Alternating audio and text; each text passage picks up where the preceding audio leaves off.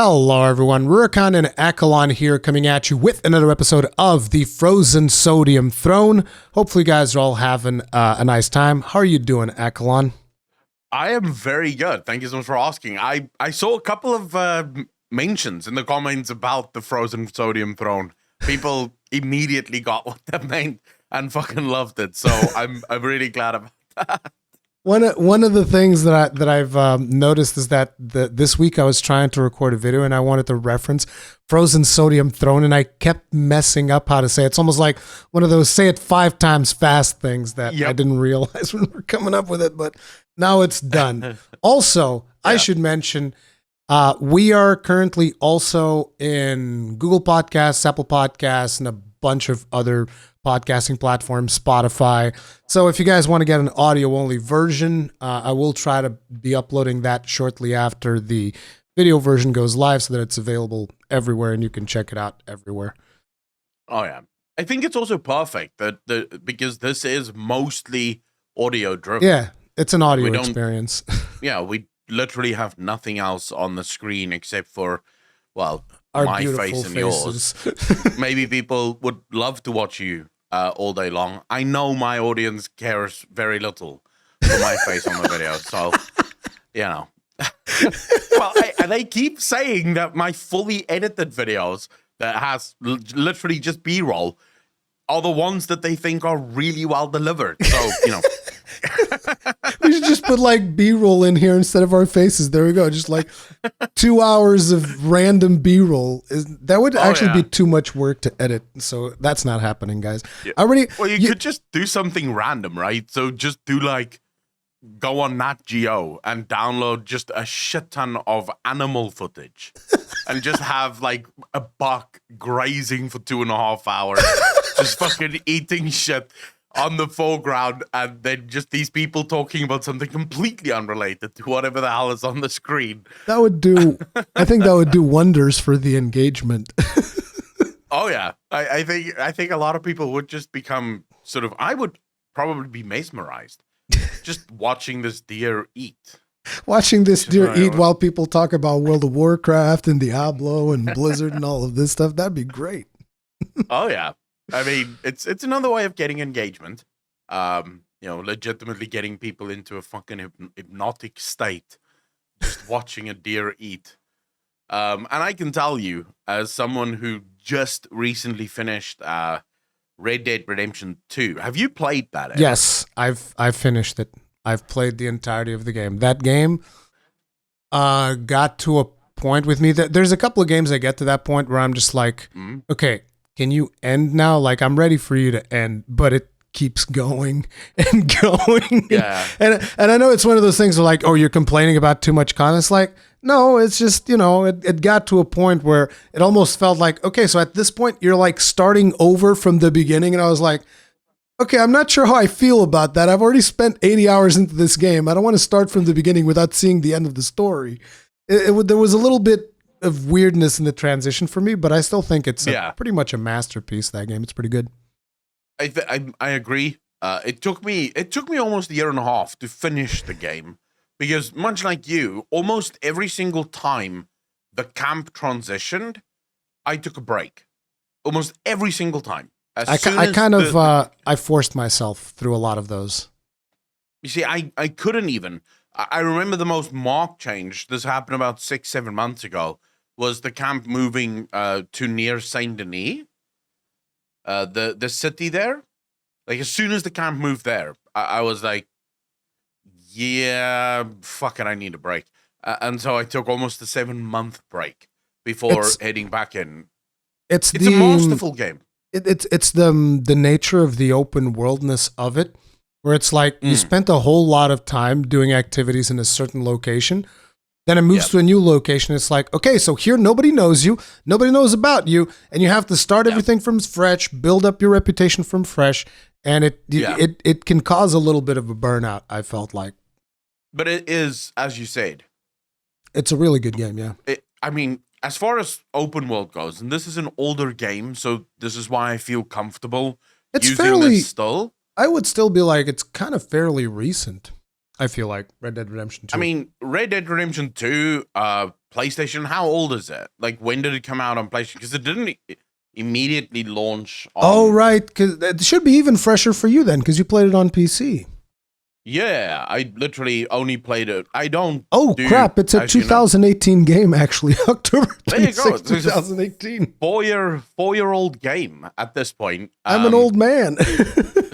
Yeah, I mean, 4 years in video games isn't like ancient, right? But also 4 years in video games is kind of ancient. Because if you think about it, this was still during the prime time of Unreal Engine 4. Even though I don't think Unreal Engine is used on this. I don't. No, I think it's their proprietary engine. Yeah, it's Rockstar Advanced Game Engine. Yeah. But I mean, now we're in Unreal Engine 5 territory, and everyone is saying that it's going to rewrite what video games are. Even though they said the exact same thing about Unreal Engine 4, and video games are still as fucked up as ever. It's like Diablo Immortal. I think too many people focus on the graphics of something versus the experience. Like one of the games that I have the most playtime recently is Monster Hunter Rise, and I started playing that on this Switch. It runs at like 1080p, 30 FPS, and you see jaggies the size of your thumb. It's like it doesn't matter because it was a really good game. That's all that matters. It's all about we had this. Oh, good. Yeah. Go ahead. Sorry to interrupt you. Because you're literally talking about something we had a conversation about just 2-3 days ago on stream, where one of my viewers actually studies game design, and in his class, they have to debate each other. So the teacher came up with this two sides. One are the gameplay purists. So these are people, and there's an actual word for them, but I can't remember what the word is called. But these are people who believe that gameplay is everything. So it doesn't matter, story doesn't matter, narrative doesn't matter, the world doesn't even matter. If the gameplay is good, games are good, and no one gives a fuck. And then there's the other side that believe that narrative is everything. So it doesn't even matter whether gameplay is good, or as long as there's a great narrative, everything else can sort of be compromised as a result of this. And I feel like games such as Red Dead Redemption 2, even Dark Souls, Elden Ring, even if those graphics were worse, they'd probably still be as popular as they are. Yeah. Because the narrative, the way the world is presented to you is just fantastic. The graphics are fine, but so I did this, and I'll ask you the same question. Of your all-time favorite video games, right? Or your favorite video game of all time, what is the thing that you remember most about that game? What is the game first, and what is the thing you remember most? I mean, I think currently, because it changes, right, depending on your mood. It's like, oh, right now this is my game, right now this is my game. I think if I really think about which game I was mostly wowed by and spent an ungodly amount of hours in, I think at this point it's probably Monster Hunter World Iceborne. And the most important thing in that game is definitely not the narrative. It's just the gameplay. It's mostly gameplay. Now, I don't think that I'm necessarily a gameplay purist, because I do value gameplay more than narrative, but I also think that, a believable world is important. Like, I wouldn't like Final Fantasy XIV as much as I do if it wasn't for the narrative. Even though the gameplay is solid, it's a really good game, but the narrative is definitely one of the things that keeps me coming back. Yeah, so the arbitrary sort of limitations that I placed on myself during the debate on stream was the game has to be older than 2 decades, or it can be older than 2 decades. It absolutely has to be older than a decade. The reason we had to do this is we do have a couple of people that if only older than 2 decades, they would not have been born, so they don't have a favorite game then. So the game... Let me think. If I was to put that limitation, so we're 2022. I mean, if it was old, if it could be 1 decade, it'd be Dark Souls. If it would have to be 2 decades, I think it might be Diablo 2. It'd probably be Diablo 2. Yeah. All right. With Dark Souls or Diablo 2, let's do what is the thing that stood out to you most in those games? What is the thing that you remember fondly about those games? So in Dark Souls, I think it was mostly that at the time, the industry was going in a direction where most games would be, can you press this button? You win. It's like, that was it. Yeah. Can you press one button? You win. And Dark Souls was one of the few games that had the courage to come out and say like, oh no, here's this mob that can instantly kill you. We're going to bring challenge back.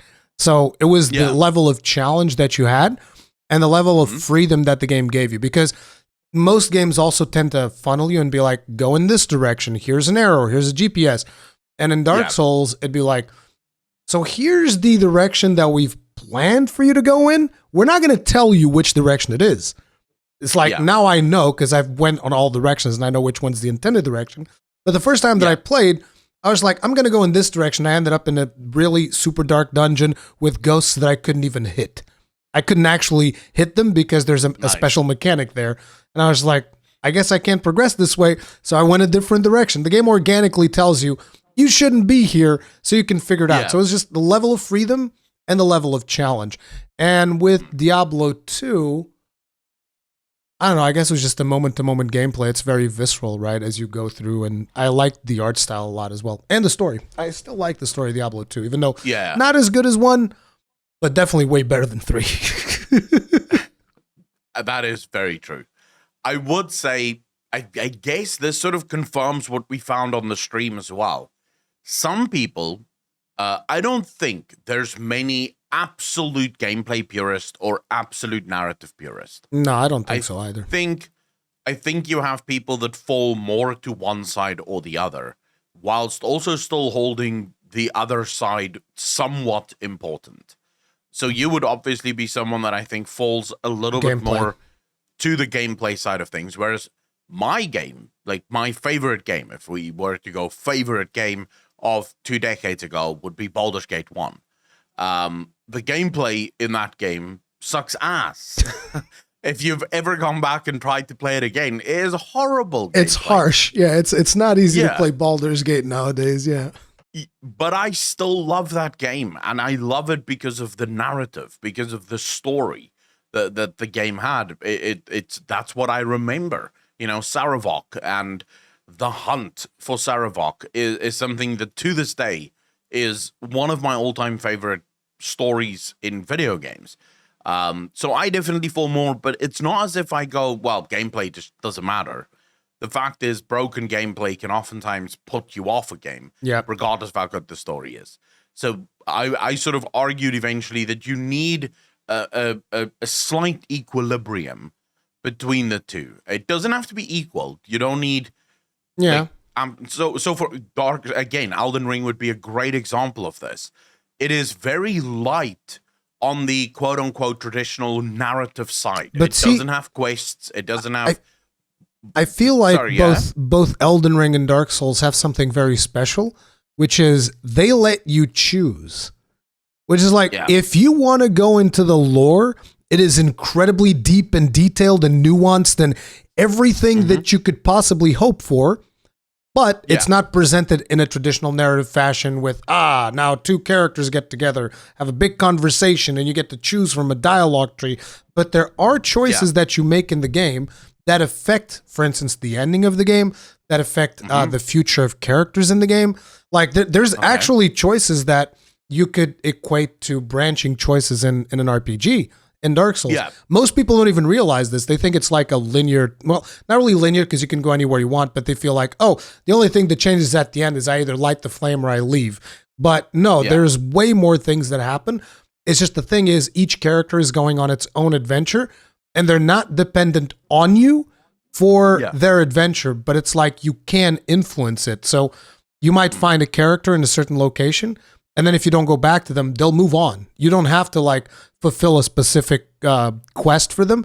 They'll move on, and their quest will evolve in different ways depending on what you've done, if you've helped them out or not, which is a really cool way of doing it, I feel.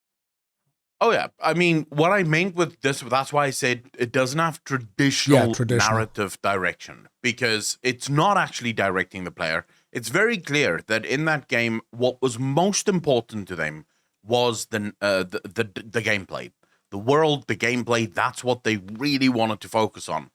Because you can absolutely play Dark Souls and Elden Ring and not care about right the story. At the end, still not know what the fucking story was about. Like, still not have a clue what you just did or what was happening, right? I know people like this because I actually know someone who told me, yeah, you should absolutely try Dark Souls. It doesn't have a story at all, but it's a fucking great game. The gameplay is amazing. And I was like, well, that's not what I heard, but okay, it seems like you can play this game and believe there's no fucking story here. 1,000% wrong. There's actually a really, I mean, just look at the fact that one of the most prolific content creators for Dark Souls is VaatiVidya. His whole thing is about lore. He's got like 5 million subs or something like that. And, Jesus. you know, his videos get millions of views because all he does is explain the lore to people that don't feel like looking it up, because the lore in those games is fascinating and the narrative stuff and what happens is incredibly fascinating. Yeah, but like I said, it's a game that very few people are going to remember Elden Ring for its story. Most people are going to remember I would disagree. It for an epic battle. There's a lot of people that will remember it for its story. Yeah, there's actually a lot of people that dedicate themselves to learning the lore of these games nowadays.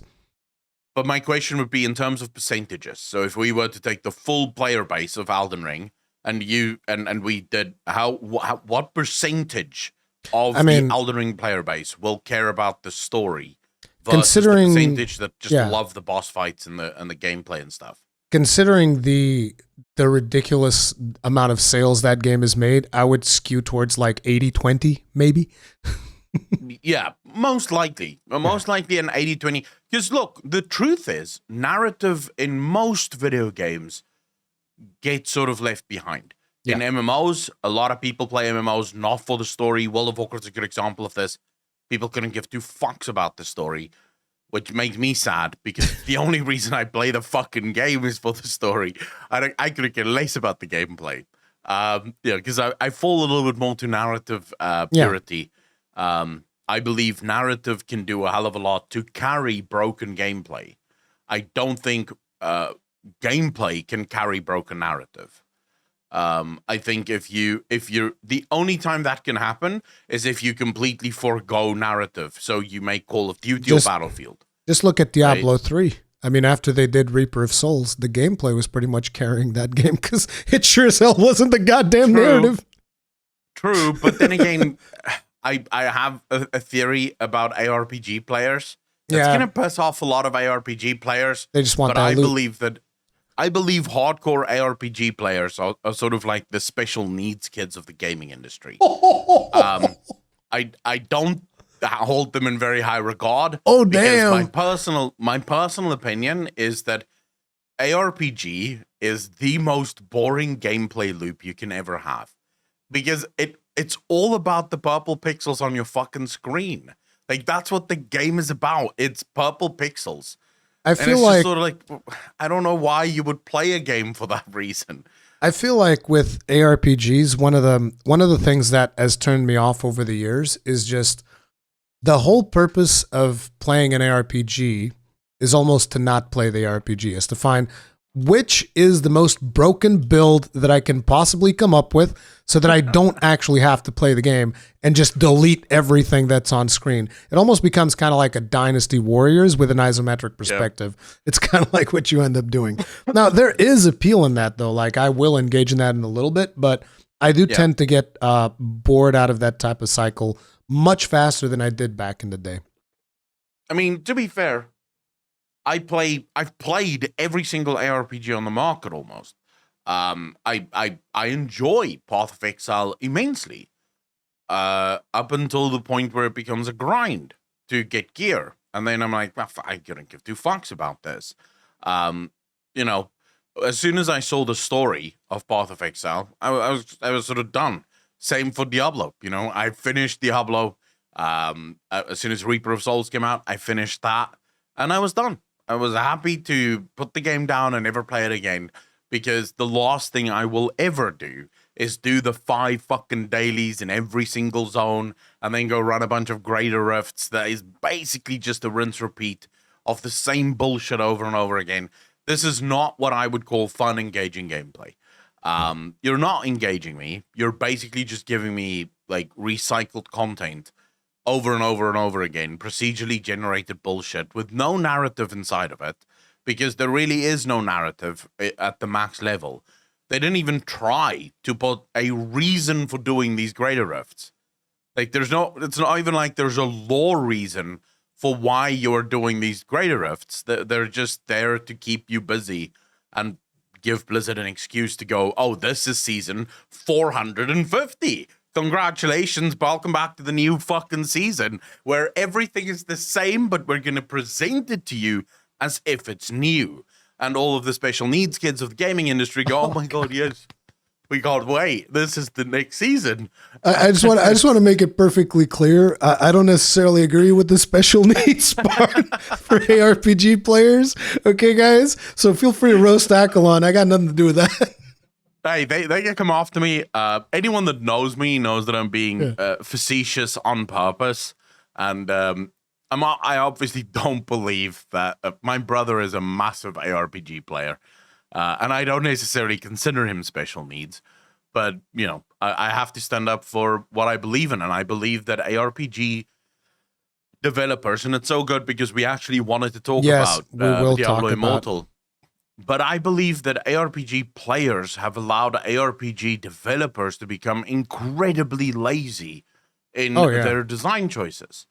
I agree. Basically, they've given them a golden ticket. They've given them the right to print money by doing almost fuck all work. Like, you have to put no work into it.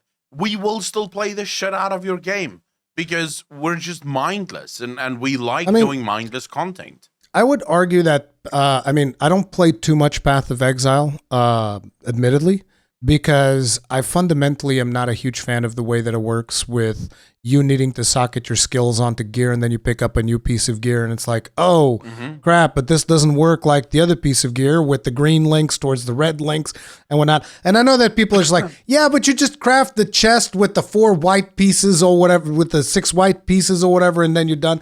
I was like, that stuff is weird, man. Okay, it's weird. And for new players, that is incredibly off-putting because every time that I'd pick up a piece of loot, I'd be like, oh, but my skills, they're not going to work the same. This thing doesn't connect here.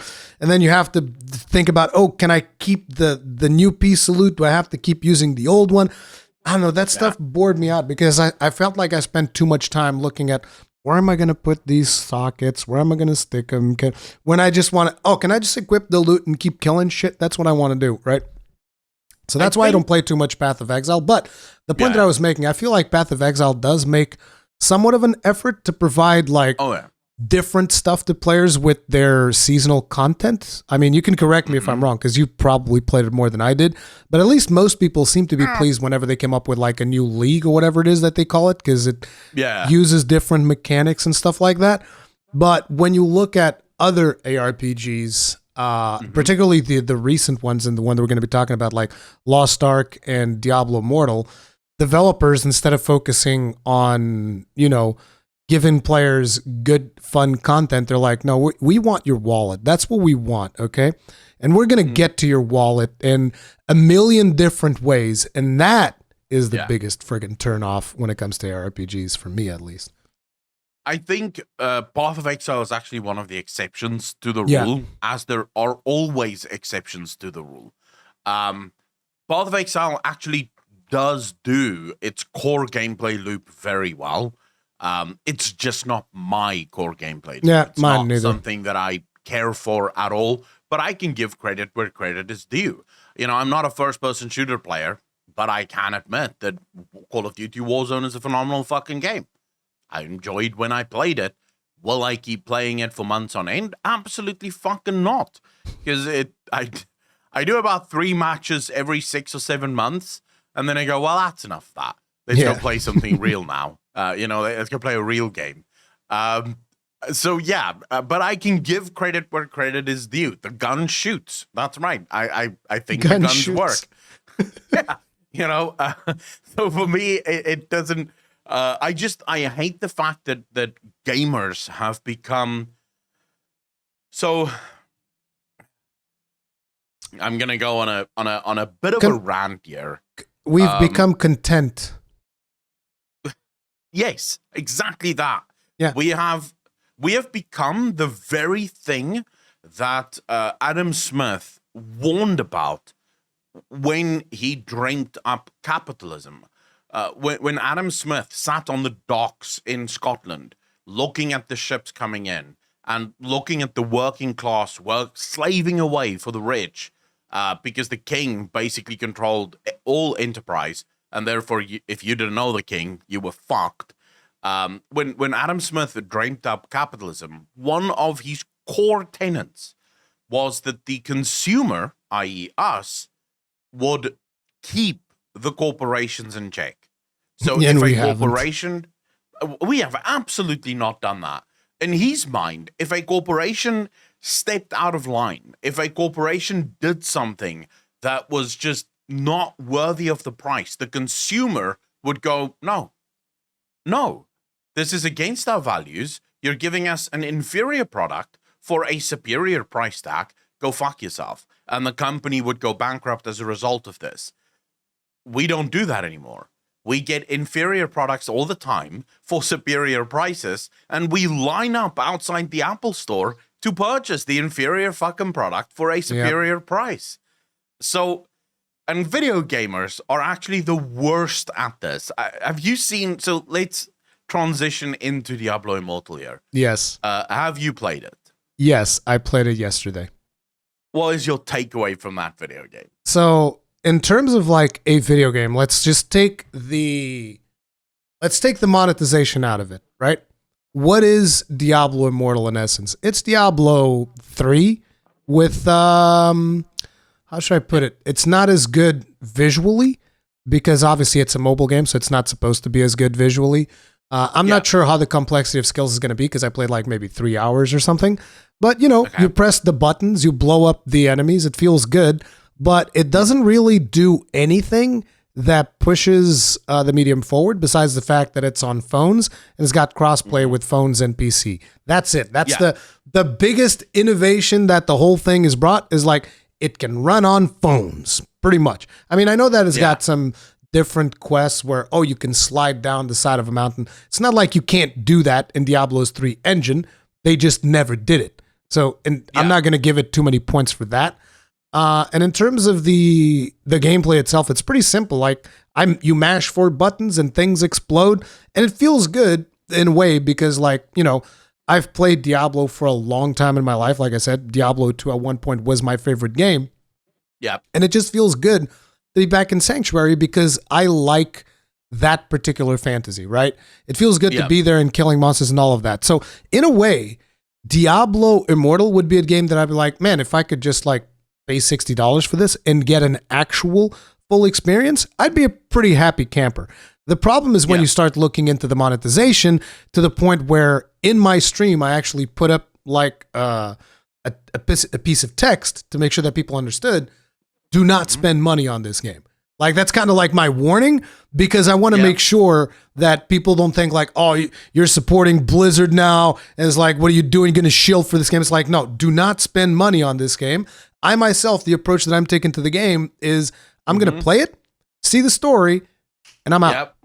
I'm going to see the story and I'm in the second. And if I hit a paywall, if they paywalled the story, I'm out. I'm not even seeing the story. The moment they start asking me to swipe, which they have, but it's the moment they actually stop me from playing the game unless I swipe, that's the moment we're like, well, nice knowing you. Peace out. Bye. That's the way that I'm handling that. So I haven't played Diablo Immortal, and I will never play it because I have a very long-running boycott of any and all mobile video games. And the fact that they initially announced this as a mobile-only game was the moment that I said, well, fuck you then. Then I will just never play it. And it doesn't matter that they announced that they will port it to PC as well. I couldn't care less. It's a fucking mobile game. I will not touch that game. Ever. Because I do believe that the mobile gaming industry is a blight. It's a on cancer. The gaming industry. It's 1,000% a cancer. And let me make this particular part perfectly clear for anyone that watches this. And when it comes to mobile games, I genuinely think that everybody that plays mobile games, you guys have contributed harshly to basically the fucking up of gaming in general, because most of the people that play mobile games, we're talking about Candy Crush. We're talking about people that are getting fleeced by fucking Candy Crush. Like the amount of money that Candy Crush makes from fleecing people for, you want to, like their stamina system or some bullshit. It's like, you failed, buy some more lives. And it's like, Jesus Christ, you people that spend money on Candy Crush, like, I'm sorry, you're the special needs people. It's like, there's no other way to say it. Because like there are actually some genuine free-to-play gaming experiences that you could have. And you end up spending like probably $500 a month on fucking Candy Crush or a year. Yep. Doesn't even matter if it's $500 in a decade. You might as well burn those $500, okay? Burn them. What I don't understand, and before I get into like, actually, let me finish my thought. Yeah, go for it. Immortal before I fucking get into what I actually think is just absolute scumbaggery. So I did, however, watch Bellular's video covering all of the monetization. It is a long one. It's about 32 minutes. Yeah. Dude, it is insane. So in order to get your gear, here's the thing. I haven't watched Bellular's video, but I do know how the monetization works in Diablo. But keep going. But it will be, so Reddit actually crunched the numbers. It'll be over 100,000 US dollars to get all of your gear fully upgraded to max. Be aware that this is an average calculation. So it's not like if you spend $100,000, you're guaranteed. No. There's RNG involved. So this is like on an average situation, about $100,000 is what you can expect if you want to max out right now. Yeah. In perfect average. So basically assuming that so you do an average calculation based on how many runs will you do and how many runs will you absolutely get versus how many runs won't you get. And then you find an average there, and then you say, right, if that is the average, let's go. But you could have a shit ton of bad luck runs, which then just basically you can double that. Right? Yeah, you can double that. Yeah, you could easily go to 200, 300. You could go to $1 million technically, theoretically, spending $1 million. Yeah. And by the way, there are people that will do this. Diablo Immortal is effectively a collection of all of the monetization systems that exists in video gaming. It is super disgusting. It is so incredibly disgusting. It makes me sick. I mean, it's what's insane to me, right, is that a lot of games, so for example, Lost Ark, right? Lost Ark had, at least at launch in the West, let's say very aggressive monetization options. It is a free-to-play game, and everything in the game is absolutely free. Everything in the game can be played and got by absolute free means, but they took pay for convenience to the next level. Insofar as it would take you, I believe people crunched the numbers and came to 1.5 years of in-game farm time in order to max out all of your gear. So I want to before we go any further, I want to bring something up here, which is pay for convenience. Now let's just call it what it's pay to win. Like I can't stand because like I understand that a lot of people they bring up, it's not pay to win, it's pay for convenience. That actually pisses me off because I had discussions about Lost Ark and I would say, okay, this is a pay to win game, and people would like do some fucking mental gymnastics, dude, where they'd be like shifting the goalposts so hard, and they'd be like, well, define pay to win. And I'm like, motherfucker, what the hell are you talking about? Define pay to win. It's like, listen, if you can skip 1 hour of grind, that's pay to win. I don't care how egregious it is. If it's 1 hour, 1 month, 10 years, it's pay to win. And people are like, well, what are you winning? The most valuable currency of all that you can never get back in your whole lifetime, time. That's the most valuable currency. It's time. Yeah, exactly. But I would say just to sort of play devil's advocate or give them like steelman their argument. They are correct. Technically, they are correct. Pay to win is a very specific thing that we have riled against, and it would be the ability to purchase powerful items that you can get no other way but by purchasing it off of the store. That's what pay to win is. I wouldn't say no other way. I would say like if there's reasonable ways of getting it in game, it's one thing. But if getting it in game is an ungodly grind, to me, it's still pay to win. I don't care. Like, sure, you can get this thing in game if you grind for like, I don't know, a week nonstop. Yeah, and somebody else can just buy it. That's still pay to win. You're still buying power. Yeah, but that's the genius of it. Let me explain to you, Rurikhan, because it's clear you're missing the point. And there's a lot of sarcasm in what I'm doing right now. All right. So, pay to win, everyone hated that when games were doing it. The only way to actually gain the power is by purchasing it off the store. The gaming industry, being always forward-thinking, goes, you know what? What if we still had those power items on the store, but you could also get it by playing, but by playing, we're going to make it almost fucking impossible to get. Yeah. That is not pay to win. Yeah. You don't have to pay to win. You can absolutely win by playing if you quit your job, send your wife away, and just start playing the game as if it's your fucking job. You can still win. And then this term was born, pay for convenience. Now, if pay for convenience literally just meant that instead of having to do my 2-hour farm, I can just pay and skip the 2-hour farm, that would be one thing. It's 2 hours, not a problem. But if we get to the point where in Diablo Immortal, if you wanted to completely free to play, it would take you over a decade of playtime just to get fully max geared. No. You can't actually get max gear. No. According to at least what Matt said, according to the Reddit post, it is theoretically possible to get max gear by free to play, but it will take you over a decade to do. And that's considering that they understand the monetization system correctly. The thing was the videos that I saw were so the way in which you get maxed out is through the legendary gem system in the game. And the way that works is you go into Elder Rifts, but just going into the Elder Rifts, you don't get gems. So in order to get the gems, you need to empower the Elder Rifts using crests. With a crest. And then there's two types of crests, rare crests and legendary crests. You can't get legendary crests free to play. According to what I've seen. I think you get 3. Someone said you get 3 a month for free. Like there's 3 that you'll get through gameplay.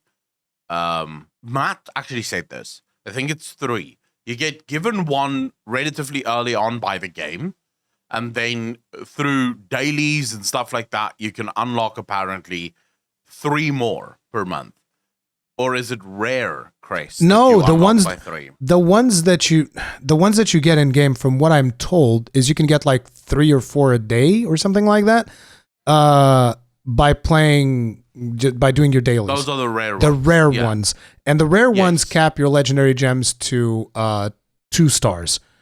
Whereas the legendary ones are the only ones that will get you to 5. And according to the video that I saw, the dude just said you straight up can't get those in free to play. You have to buy it. I mean, they did give me a legendary crystal, but I assume that one is scripted.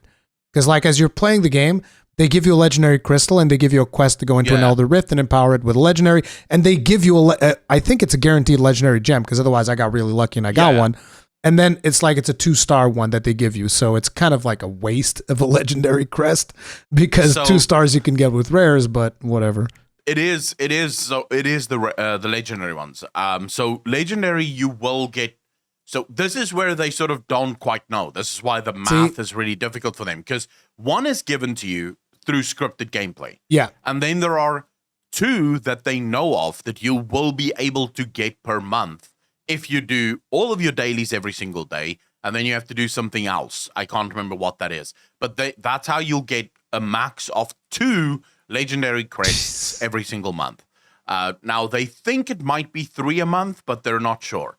Now, the way the legendary crests work, for anyone that isn't completely sure, the legendary crest that guarantees a legendary gem, but it does not guarantee a 5 out of 5 legendary gem. Oh, no. It guarantees anywhere from a 2 out of 5 to a 5 out of 5 legendary gem.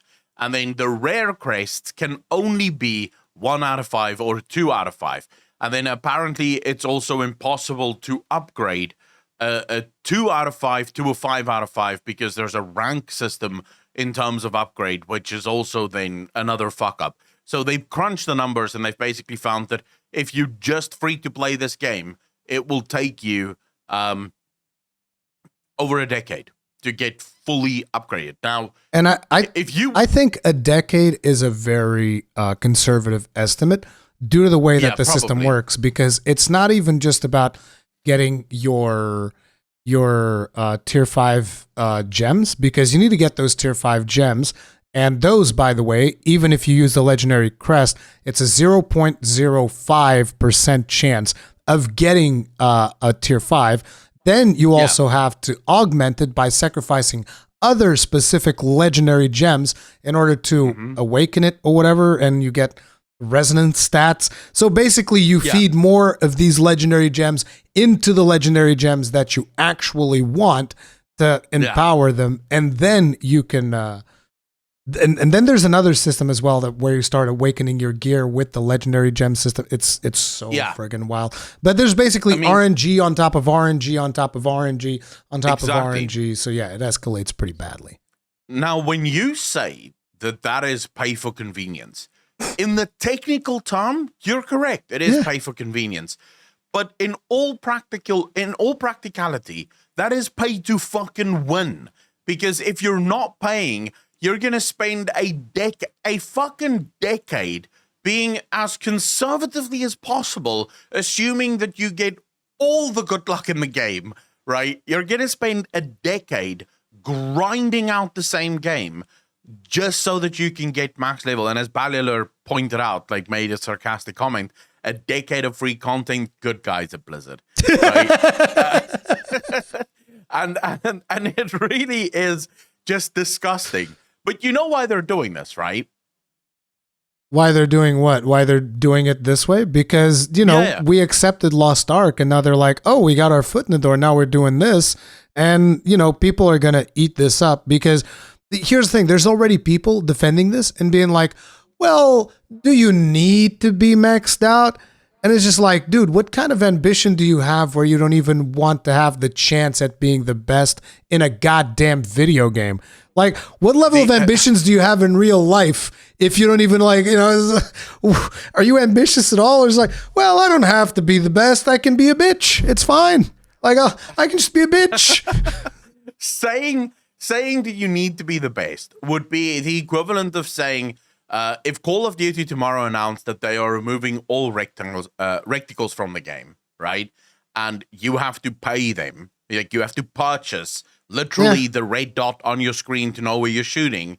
And you go, well, do you need to shoot people? You can just get a marker. Actually, my monitor has like a built-in function to put like a thing, because in the Counter-Strike you can play the snipers, which don't have the thing, and then you can shoot it. So my monitor has a functionality where I can just like put a marker in the middle of the screen. But you can also just get like a permanent marker and put a little dot right in the middle of your screen. I've seen people do that. I've seen people do that. But here's the thing with that is your argument. If someone made the argument, well, do you need to be the best? In a different genre, it highlights how pathetic and useless that comment is. Because if you said, well, do you need to shoot people in Call of Duty? Every Call of Duty player would be looking at you like, dude, if I'm not shooting people, what the fuck am I playing? Like, what is this game then if I'm not actually shooting people? And so people's argument is like, do you need the best loot if you're playing a looter game? Like, literally, what? The core principle of the fucking game is loot drop, and it needs to be the best loot That's literally what the game is about. And you're Do asking, you need the best? well, do you need the best loot? It's like, well, what Can't the you just fuck have am fun? I playing then? Can we just Like, hold hands and have fun? It's like, I what mean, the fuck? people who historically play ARPGs, I have a friend that's massively into ARPGs. Actually, I would say 3 of my best friends are ARPG mad. They also happen to love every single looter shooter on the market. They play Borderlands whenever it fucking launches, The Division, Diablo, Path of Exile. They play the shit out of all of these games. They love the looter shooter model. It's what they live for. They couldn't give 2 fucks about the story. They got so frustrated playing The Division with me.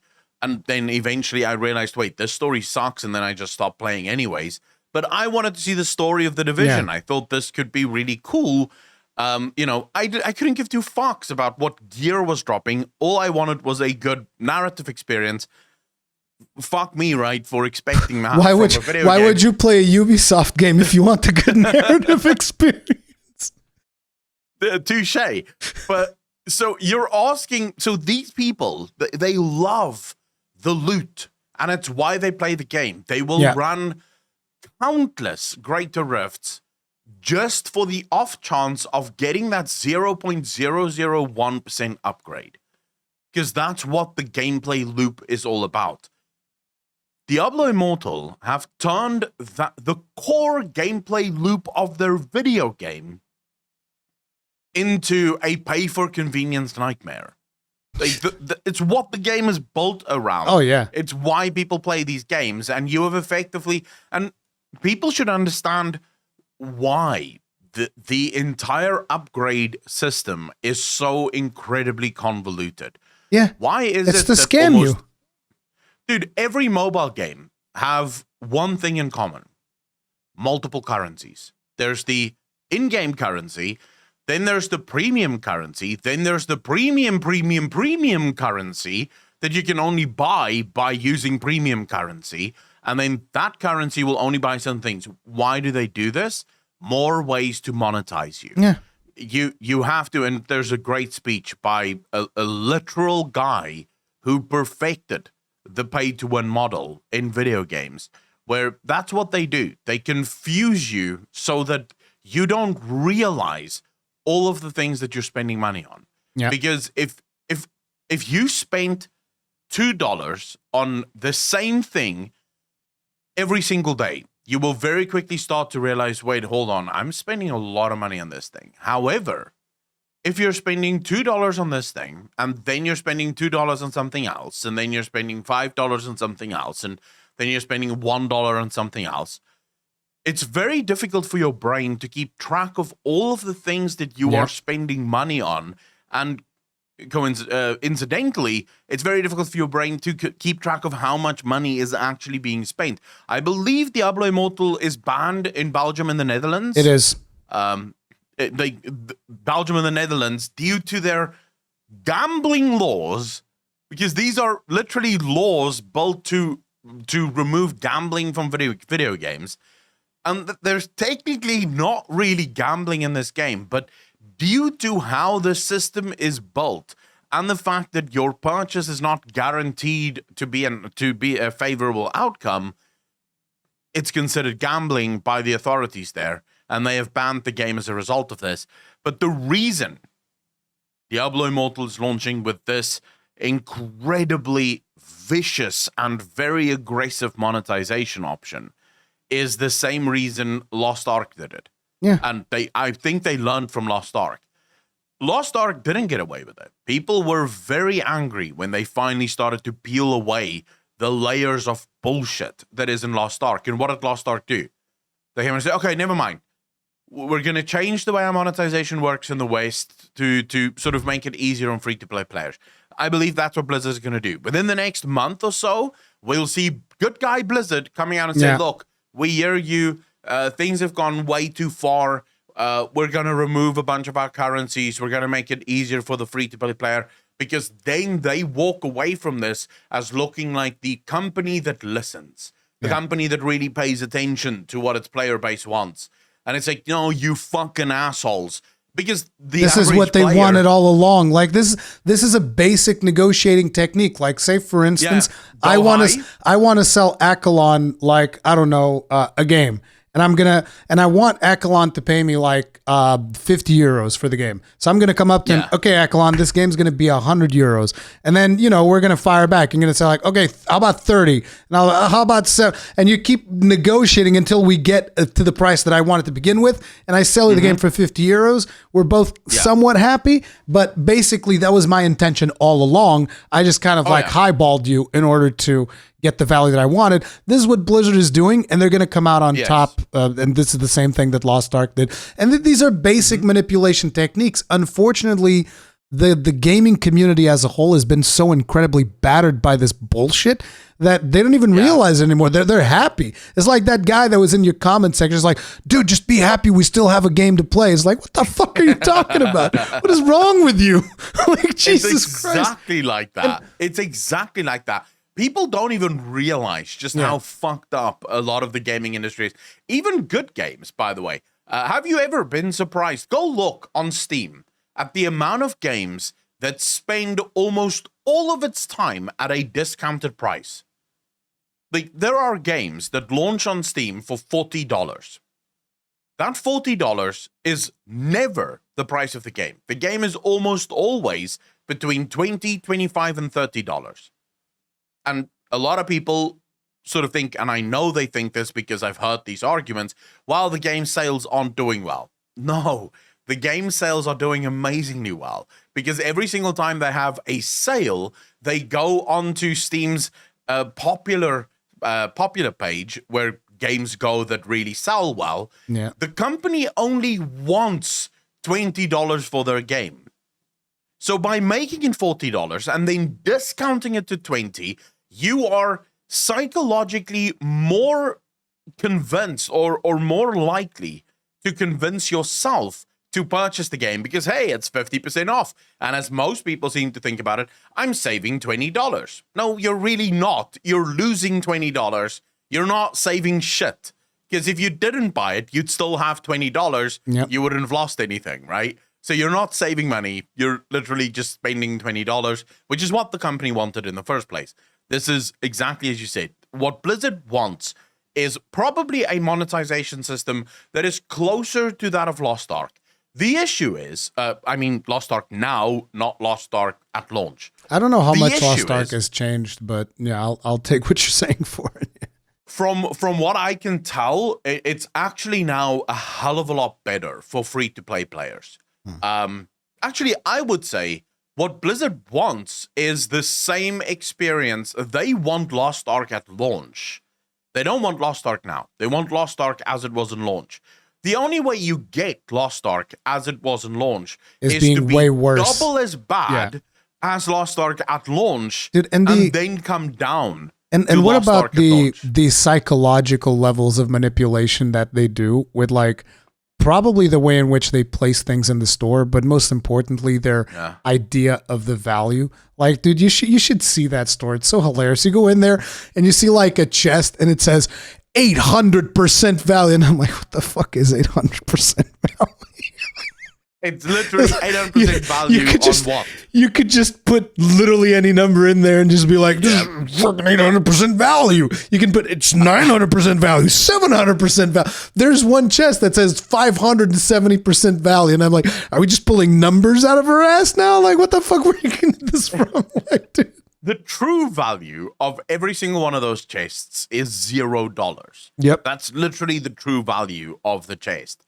Because every single thing that is in that game is purely digital. There's no trees that were chopped down to make any of the armors in that video game. There's no natural resources that went into any of that, right? So at the end of the day, all of it is purely digital, which means it technically has a value of 0. The only value that really is there is sentimental. It's a sentimental value based on how much are you willing to pay to look a certain way or to have a certain thing. I think there's an argument to be made that it's probably not 0. Like, somebody worked on at some point in terms of like coding and shit like that. So there's like some like production cost value associated with the coding of the item and the art of the item or something like that. But it sure as hell ain't no 500%. The thing is, so the reason I don't enter that as a value is the actual cost would be negligible when compared to the actual sales. Oh, yeah. Because they're charging $20 for a cosmetic set. Now, if I were to crunch the numbers of how long it took to make that cosmetic set, I doubt that it is going to come to 80,000. Like, let's say it comes to $100,000, right? I fucking doubt it, but let's say that it's $100,000, all things considered. The amount of people that purchase that, now, for those of you that might be doubting it, yeah, oh my God, in the billions of dollars going to be eclipsing that, right? So, and people, please do not underestimate this. The mobile gaming industry, in terms of pure monetary value, is disgusting more than PC and console combined. Yep. If you combine the whole PC and console market, mobile games, I believe, is close to double that of PC and console. And it's growing. Together. And it's growing, whereas I feel like rapid rate. I feel like the console market is probably currently decreasing because people couldn't get their hands on consoles. However, the good news is that the PC market is probably increasing, I feel like. I think in terms of gaming, PC is still sort of the prime, right? It's the end goal. Yeah. It's where most people want to end up. Can you? I think things froze. Yeah, your camera froze for a second. Must be your internet is load shedding or something like that. Yeah, I think my internet, because yours froze as well, just completely in place for a second there. So PC is always going to be sort of, it's the city on the hill, right? It's what everyone aspires to. Everyone wants to get there. Not everyone is, but everyone wants to get there. So PC is always going to have its niche place within the gaming industry, albeit smaller because it's far more expensive to play on PC than it is console. Yeah. And it's far more expensive than, like a lot more expensive than playing on mobile. The problem that consoles have, and I think Xbox realized this rightfully so. The issue with consoles is that as mobiles get better, consoles will soon become a thing of the past. Especially now with your Steam Deck, right? Yeah. And your Nintendo Switch. The Steam Deck is so powerful that it actually can function as a mini PC.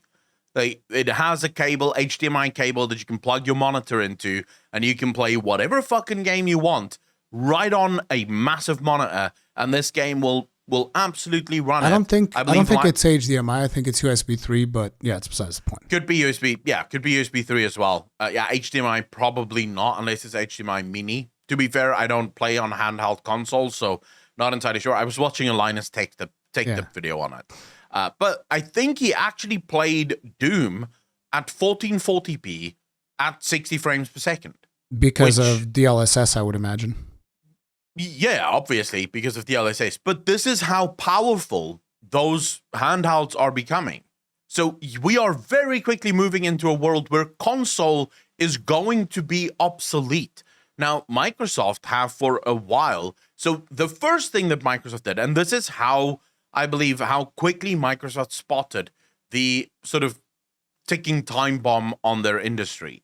Because if you guys remember, the Xbox tried to sort of position itself as a home theater entertainment system. God, that was a terrible idea. It was, because at the time, people still just wanted a fucking console, right? The issue is they were just too early.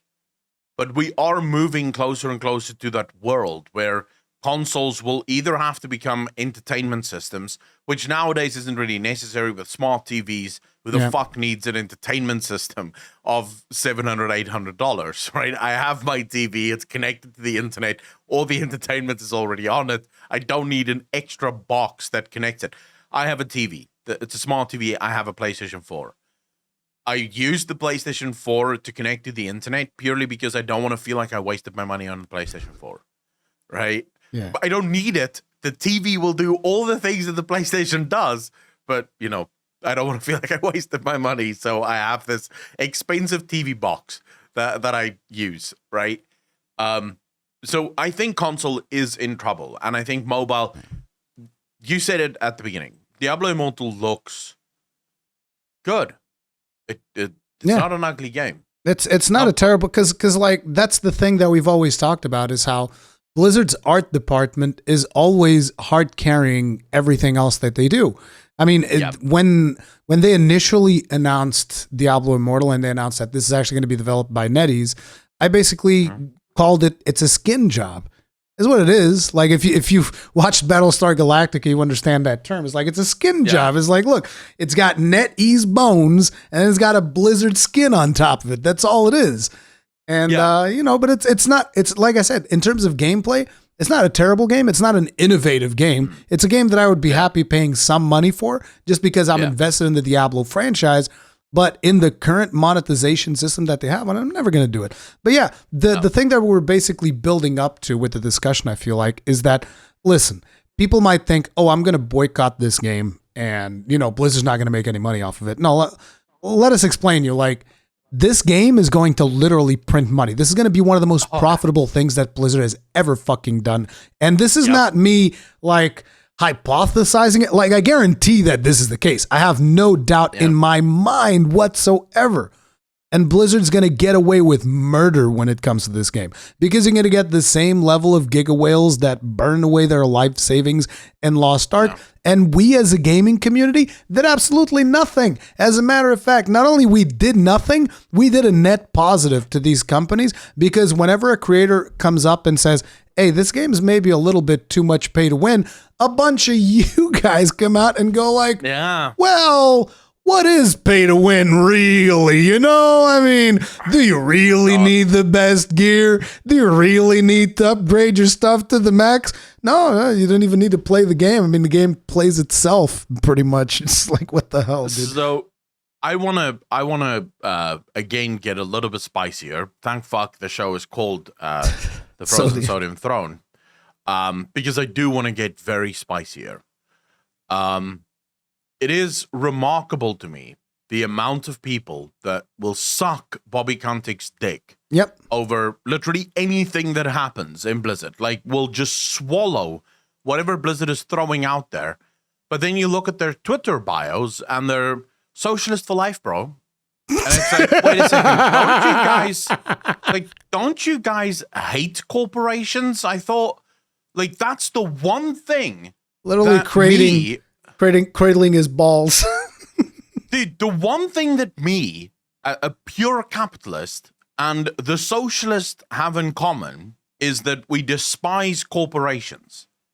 Because I believe modern day corporations have completely subverted what capitalism was supposed to be, and we now live in a corporatist hellhole. Oh, yeah. Right? So I am 100% with the socialists when I say burn down the corporations. Like, literally kill the rich, as it were. Right? I'm 100% with them. I'm like, yeah, let's go fucking do that, because these people have infected our society with bullshit. Them and the politicians. Now you have socialists, like socialists for life, bro, and they have the hammer and sickle. They're fucking Leninists. They're gonna revolutionize the world. And then as soon as Blizzard does anything, they're like, oh my god, Bobby Kotick, like, it's Thank you. What the fuck are you doing? Like, Jesus Christ. We either agree, like, why are you defending this corporation? Like, where are your principles? Now, I know that most socialists have no principles whatsoever, but at least in this is like one of the core tenets of your philosophy is that corporations are evil. And yet, whenever it comes to World of Warcraft and Blizzard, no, not so much, right? Now we're capitalists. It's fine. Like, oh my God, Dragonflight, 100% going to be friggin' amazing. Can't wait. It's like, Jesus. Okay, fine. But I mean, at the end of the day, it's like, look, when it came to Lost Ark, and we talked about this earlier, it's like Lost Ark was accepted by the community at large. Like, people were like, oh, it's got good graphics, it's got good gameplay. all of this stuff. And I'm not saying any of that is not true, but the fact of the matter is it still had all of that disgusting monetization, and the way in which they monetize it is clearly obfuscated by the ridiculous layers of different things that you can monetize. Like, oh, you can buy cosmetics, which is not really a big deal. You can upgrade your gear to up to plus 25, and you can buy stuff that lets you upgrade your gear to plus 25. And it's RNG, by the way, so it's a recurring expense as you are lucky or unlucky. You can buy stuff to upgrade your tripod system. You can buy, like, there's a million different upgrades. And another reason why they do this is so that, like, if a new content creator is interested and they don't have like a history on this game, they go in there and they start looking at all the monetization, and they want to try to explain it to people, but they can't even understand it. Like, if I was to try to explain the monetization of Diablo Immortal to people, I wouldn't even be able to do it, because like, I'm not even invested enough to try to understand this shit myself. So thank God that other people do it for me. I mean, because it's like, listen, the second I look at it, I'm just like, I already know that I'm not interested in pursuing this in any way, shape, or form, because it's fucking disgusting. Yeah. And I'm not going to put in the hours and hours of work that it's going to take just to like dismantle this system when I don't even believe this game at all. But then there's actually people that go in and they do the work. And then after those people do the work, somebody else comes along and is like, well, but do you need, it's like, dude, oh my God, dude, what is wrong with you? We have to start demanding that this should end. If we don't, this is the new normal. Oh, yeah. And if you think that it's going to remain the normal, the gaming industry, it's going to become worse. Yeah. It tried at the beginning to be pay to win. People wholly rejected pay to win because it was unfair. The gaming industry have now spent the last decade trying to get the fuck back to pay to win. But it couldn't, like, it was too far at the start. So now what it's doing is it's getting everyone fucking used to everything until one day they can get back to, oh, by the way, you can only get this stuff by paying on the store. Yeah. And most gamers are like, well, that's fine. You know, at least it's simple again, right? Yeah. Like, at least I don't need all of these hundreds of different currencies to explain stuff. It's very simple. I want the weapon. That's the best weapon in the game. It's $150. Bam. I've got my fucking best weapon. Like that's what they're aiming for. That's what the gaming industry wants. And it's like, I feel that we as a community collectively have failed, because what is also happening right now is they are formatting the brains of, I mean, not right now, it's been happening for like the last decade, as you pointed out. They've been formatting the brains of children. They haven't been formatting us, like the 30, 40-year-olds, whatever. They haven't been formatting us, because most of us understand it. This bullshit. They've been formatting the brains of like, teenagers and preteens, because parents will basically just like, oh, here's the iPad or whatever. Go watch a cartoon so that I can go do something else instead of actually raising you so you can go, do whatever. And then these kids, they get used to these microtransactions in the mobile games. Now they're all grown up. And to them, this is perfectly normal. It's like, what do you mean, Dad? It's been like this the whole time. And it's like, what? It's like, what are you talking about? But that's the thing. To people younger than 18, we have become the boomers, right? Yeah. We're the fucking boomers. Like, okay, boomer. Like, it's like, dude, I remember a time where a game cost $60 and that was it. Like, that was the end of it. There was no the good store. Old days, man. There was no bullshit. It was 6 discs. I installed it and it fucking worked. It just worked. In fact, I remember a time where there were no such thing as patches to a video game. You couldn't get patches. It was your 6 discs, and that was it. That was the end of the fucking game. If there were bugs, there were usually like ways around the bugs, or you just had to keep loading and reloading until the bug fixes itself, because that is the game, right? That's what I remember. I remember there was a game, I think it was Sacred, if I'm not mistaken, which was an RPG. And midway through this game, there was a glitch in one of the quests where you needed to give a character water, but there was a chance that the water wouldn't spawn or whatever, something like that. You want to know how the developers fixed that? They just enabled a console command where you could spawn the water item. So it's like, if you ever ran into the problem, you're just like, oh yeah, just type /Wasser or something like that. It's like, here's the water. And I'm like, well, that makes sense. At least you don't have to patch it. Problem's already solved. I remember actually in the NAG magazine, they would oftentimes have like fixes for games, and it would require you to go into like the rootkits and the fucking game files and add a line, right? So you'll change one line to nil, or you'll change it to something, and that will fix the bug. So you were basically troubleshooting the fucking like engine of the game. So things haven't changed much. The only you think difference about these Blizzard, days, it hasn't changed much. True. We now just have it a little bit more automatically, right? Yeah. But here's my real issue with all of this. One of the largest gaming companies in the world today, Riot Games, built their entire empire on a free-to-play video game with a cash shop. There is no pay-to-win on that cash shop.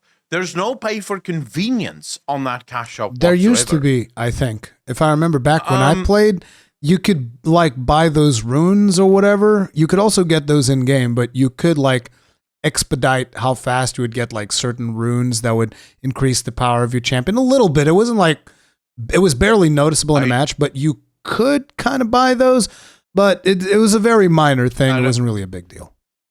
I don't remember that at all. It was a long time ago. Because ever since I've played League, and we're talking back in 2012, 2013, when I played, so I started playing League around season 3. Yeah. When I started playing League of Legends. And ever since then, the model for it have almost never changed. It's champions cost Riot points. Yeah, or but whatever. like in the first couple of seasons, and people can correct me if I'm wrong on this, but I'm like 99% sure. But in the first couple of seasons, there was like a rune tree of sorts where you could give champions like certain passive bonuses.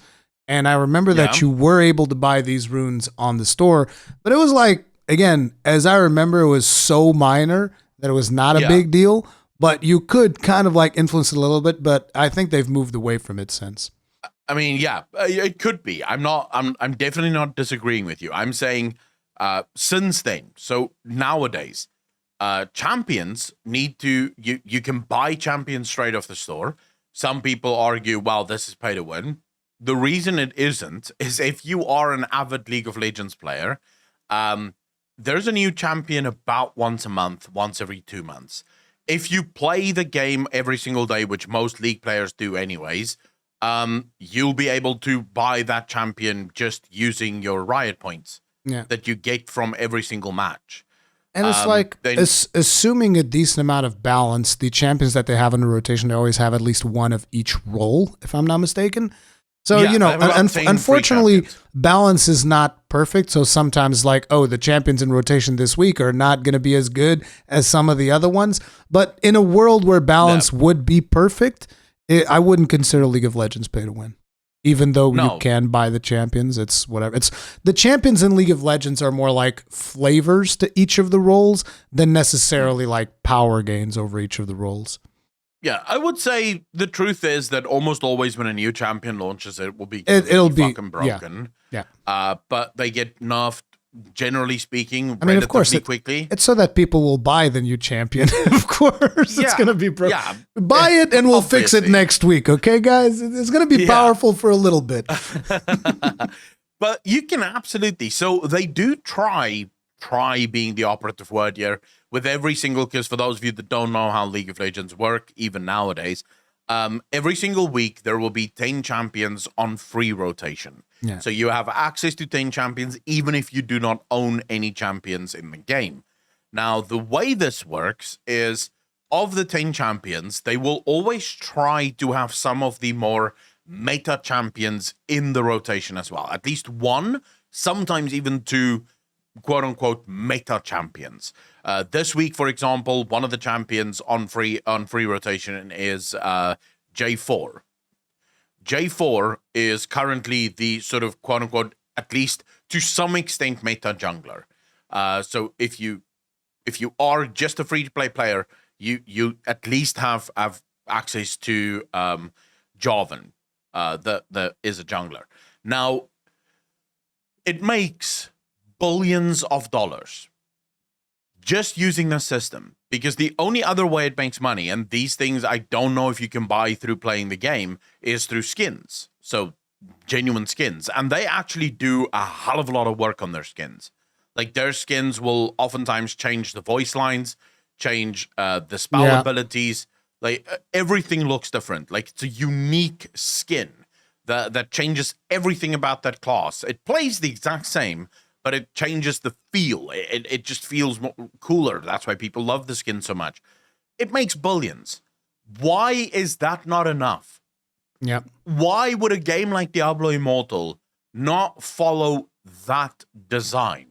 You know? Oh, it follows that design as well. It'll give you like full skins too, on top of all the other monetization bullshit. Yeah, but I mean, so here's the thing. If Diablo Immortal launched and it said, right, at the start of the game, we give you €1 that you can choose. So you can choose to play €1. Yeah. Choose your class, effectively.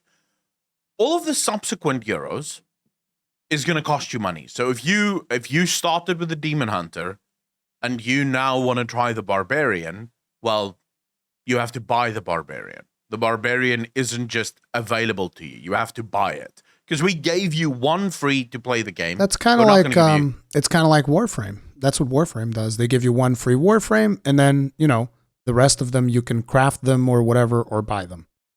Yeah. So they give you the option, by just playing the game, you can eventually unlock enough currency to just buy another champion, or you can just buy it off the store. Other than that, all other things purchasable is cosmetic only. So full cosmetic range of purchasing. And Blizzard could go apeshit here, right? They can go with full skins. They can go with full spell animation changes, maybe even voice changes if they really wanted to. You know, they could go fucking apeshit. Just let your mind run and by wild, the way, child. As you talked about voice, the voice acting in Diablo Immortal is actually really good. From what I've seen so far in like first 3 hours or so, it's legitimately good, which was very surprising. I expected it to be like cheap voice acting. No, it's actually pretty friggin' good. I mean, it's one of the few things that I think World of Warcraft is absolutely phenomenal on, or Blizzard rather, is voice acting. Their voice actors are just incredibly good. The Wounds champion. Apart from that, which still fucking that's good. What do you mean it's good? Dude, I heard those fucking words so many times that I genuinely want to kill myself when I hear it. It kills me. He's awesome. I mean, it's great voice acting. Yes. Again, I can appreciate the voice acting, but I heard it so often that I'm just like, fuck that little dwarf piece of shit. I never want to hear it again. Racist bastard. But, you know, why couldn't it just do that? Yeah, it'll make its money. Many more people will be very happy that this is the model and that the model works, right? It's straightforward. Everyone understands it, and it's all purely cosmetic. But no, they have to go for just this bonkers fucking system that is on purpose so convoluted that no one understands it, as you rightfully said, right? And anyone who's new to this game is going to have a hell of a time trying to understand what this monetization system is. And that is on purpose, folks, this is not an accident. While you're trying to understand it, you're investing time into it. You're getting invested. You're getting excited about the game. And then it triggers that sunken cost fallacy. Like, I guarantee that there was tons of meetings with psychological experts on manipulation, particularly when it comes to people who specialize in addictive personalities, gambling disorders, and all of this type of bullshit. Any little thing that kind of triggers dopamine receptors in your brain. Because, like, even just the act of leveling up, like, maybe I'm just too old, but like, dude, the act of leveling up is so jarring. Every time, if you go to my stream from yesterday, every time the character levels up, I'm like, what the fuck? It's like there's like a big Diablo 3 sound. You remember it goes like bwong, except in here the sound is like 20 times louder. So every time you level up, it's like bwong. And then there's like a bukkake of things. And they're like, you leveled up. You've unlocked this thing. You literally unlock the mini map, dude. As you are playing the game, you unlock the mini map. I'm like, what the fuck? My God, dude. Dude, everything is a little unlocked. There's like little objectives, which Lost Ark had this as well. There's little objectives of like, go to the blacksmith and salvage 5 items. And that's like, oh, you did it. Here's like a little reward. Here's a little extra something. Yeah. They have like all of these things where no matter what you do, there's always a little meaningless fucking reward. Like it's pointless. It's something that's completely fucking worthless. But there's like a big bukkake of effects on your screen. Is that hey, you salvaged an item, dude. You're fucking awesome. Also, here's a level up. Wow. It's like, Jesus Christ. Yep. It's sensory overload the whole goddamn time. You can tell the game was developed thinking about Zoomers, dude. It's all about let's go. Like probably a lot of people that watch XQC, right? This is who this game is for. It's like the fucking juicers, baby. Let's go. When he starts talking kind of like this, man, like super fast, that like this is the target. Is like people that have attention deficit disorder because they're easier to manipulate because they can't like, okay, let me just like sit back and actually analyze this situation. They're like, no, gotta go fast. Gotta get the end game. Let's go. It's pushing you constantly. But so I have not a friend, but a contact that works for, and for obvious reasons, I'm not going to say which company, but they work for one of the AAA companies. Work for is a strong word. They work with a bunch of psychologists who study addiction. But in the reverse. So they study basically how do you make your games more addictive. So using what we know about addiction and how to treat addiction, their job is basically to figure out, right, and if this is how you get addicted, and this is what happens with addiction, how can gaming companies be more addicting? Yeah, get people to that point.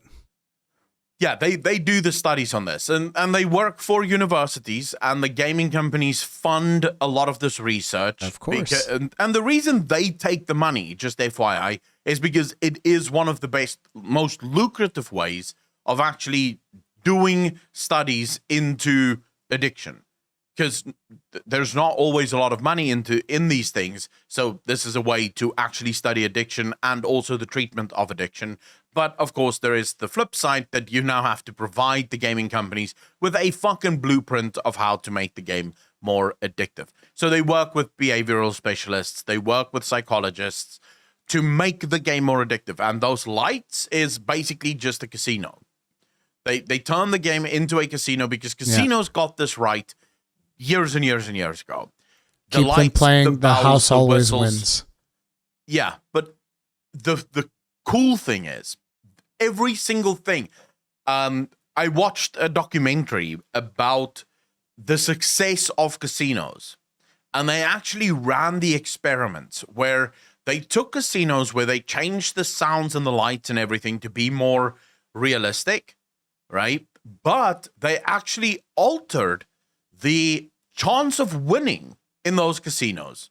So you actually have a higher chance than winning in those casinos. And then they took other casinos and all the bells and whistles. People still went to the casinos with all the bells and whistles. Yeah. Even though the other casinos had a higher chance of winning, people still went for the bells and whistles. Because as it turns out, our psychology is incredibly fickle. Those lights, those bells, those sounds, it does something to us. And this is why video games nowadays can't just have a congratulations, you've leveled up. For those of you that don't know what the fuck this means, Baldur's Gate 1, I believe. Whenever you leveled up, it was like a small little, like your character just sort of lighted up a little bit, right? And you would heal to full. And then in the text line at the bottom, it would say, congratulations, you're now level 2, right? That was it. You could miss it if you weren't paying attention. Yeah. Nowadays, get fucked will you miss leveling up. There's no way you miss that. It is like a little event. Now, I know because as streamers, we do the same thing. As a streamer, you have the notifications and all of this stuff, and it's all built to celebrate whenever someone subs, right? As soon as someone subs, their name pops up on the screen. You know, it gives people that rush of, hey, I want my name on the screen in the same way. You know, I want to be celebrated too. It's actually one of the reasons mine is muted. So the way mine works is literally on my little camera border. It's just a line that runs around the border, and then the guy's name pops up, and the sound is literally just a metallic sort of computer sound. We didn't go for the, wow, congratulations, you've just subbed, mainly because I hate that, and I can't speak out against it if I'm using it, you know, for my own channel, because that would just make me a fucking hypocrite. I use a Dark Souls reference that I think is friggin' hilarious, which is there's a character in there who he kind of like chases the sun. Basically, he's like almost like a sun worshiper in a way. That's where the meme comes from. The whole praise the sun. I'm sure you've heard about that, right? He has a line in game where he's just staring at the sun and he says, "If only I could be so grossly incandescent." And that's the line. Whenever somebody says, just like Solaire saying, "If only I could be so grossly incandescent." It's like, it's an inside joke, kind of, but yeah. Yeah. But I mean, that's sort of, again, I'm not passing judgment at all. Yeah. The truth is, as content creators, we have to use much of the same things. You look at, for instance, I was about to bring up the thumbnails. You look at thumbnails, and thumbnails like the thing. And it's bells and whistles. I hate it. I hate the stuff that I do on thumbnails because it's like, as someone who worked in digital printing, so I was taught like how to respect colors and how things should look. Yeah. And then I just go to Photoshop and completely destroy like an image in order to make it shinier. And I look at it and I'm like, this makes me disgusted for all the things that I've learned about what is right to do with images. But this is what you got to do on YouTube. You just fucking blow out the contrast. Let's go. Because everybody's doing it. The truth is, I haven't even figured out yet how to hack thumbnails. I'm in a constant process for the last month to try and figure out the hack to thumbnails. Because yes, you are effectively trying to grab the attention of the viewer in a way that might not be considered ethical. You're trying to convince the viewer that your video should be the next one to watch, right? They have to watch your video next. And so you are effectively trying to work against their own interests, because most viewers on YouTube are looking for an excuse to stop watching. From the minute they click on your video, they are looking, well, even before they click on your video, they're looking for an excuse to watch something else, but also to stop watching entirely. So you want to convince them, hey, keep watching, watch my video. And then in video editing, there's also a hell of a lot of psychological manipulation that goes on to keep you watching for as long as possible. Those I definitely don't do. Like, cause those you can, I've actually looked into stuff that you can do with subliminal stuff, positioning things in weird spots that keeps it, the whole effect where it's like zooming in and out constantly. Like that's almost psychological. I completely avoid all that bullshit. It's like, hey, listen, if you get bored, go watch something else. It's like, whatever. Yeah. Cause I don't want to promote that type of stuff. Cause that is already the thumbnails, I feel like, is abusing a lot of stuff, thumbnail entitling. But those, it's like, I don't have a choice because that's where the market is. And if I want to compete in this market, I have to do it. But once you get to the video, I'm not going to manipulate people to fuck up their ADD even harder than TikTok has already done. Because Jesus fucking Christ, dude. People's attention span nowadays, like they'll watch a fucking 10-minute guide video. No, actually, no, even worse. I've seen people that watch like one of my videos, or at least part of a video of mine, where it's like, think of it like a 30 or a 40-minute guide. that took me like 3 days to put together of like, say, for a Monster Hunter weapon guide, for instance, because these weapons are really complex. So I'll spend like 3 days playing the weapon and doing research. Okay, which one's the best way? This thing, that thing, the other thing. And then I put it all in a video in a way that is easily comprehensible for someone that never even played the fucking game. Yeah. And then you get some smart little shit go into the comment section and be like, this video could have been 5 minutes. Yeah. And I'm just like, I will break your neck. Jesus Christ. I mean, I get those on my videos as well. There will always be some asshole that goes TLDR. You TikTok addicted motherfucker. Jesus. Yeah. The thing is, so I don't know if my editor actually does the whole trying to grab people's attention more and more. We do play a lot with B-roll versus A-roll. Yeah. Insofar as, because that is a method of getting people's attention back. You run a bit of B-roll and then you switch back to A-roll. And but people are immediately like, oh, okay. I think B-roll and A-roll is actually good for providing context. I think B-roll and A-roll is actually really good. Yeah. Oh yeah, but you know, the way you use it can also serve like multiple purposes. So you are switching, so he will oftentimes switch to my face if the thing that I'm saying is important enough that we don't actually want B-roll running over it. But that also then serves the purpose of, hey, you know, something new is on the screen, pay attention now. And that re-engages the audience. We don't do things like loud noises or, you know, massive bullshit to keep people engaged because, well, we just refuse to. Also, you're talking about basically doubling, sometimes even tripling the editing time. Yeah. Because the editor now physically has to go think, right? So they're watching this long. Now I have to find something really unique and cool to put in here. Then again. So it can be tedious, to say the least. But yeah, everyone does it. All companies do it when they're advertising to you. It just feels like the mobile industry have almost perfected it. They have gone, and Diablo Immortal is literally the prime example of it is like literally they have now come to the apex of what monetization is in video games. And what's sad about that, and I told you at the beginning of the show, it's actually sort of like a yin-yang effect. 925 on the inverse is actually so well done. Everyone I've spoken to, World of Warcraft 925, they love it. They love the dungeons, they love the raids. They think everything is just, they're very excited for what the story, for what the next chapter of World of Warcraft is going to be due to 925. And you sort of look at these two events side by side and you can't help but think, how? How do you, on the one hand, make World of Warcraft 925 giving players content and actually doing something the players have wanted for a really long time, and then on the other hand, you do this incredible scumbag bullshit? How?